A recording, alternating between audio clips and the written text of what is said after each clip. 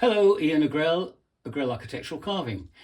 Came across this sample we did years ago for a house in Denver, which was this was the cornice for the dining room, and you can see how elaborate this is, and with this big undercutting.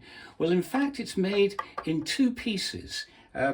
I got this idea from the Gothic churches where I was brought up in the West Country, where they would make one piece and then they would apply, and that would be concave, and then they would apply a convex moulding over it and get this nice undercut effect. So I'll show you that from the side, and you can see that, how it's made up with this piece here.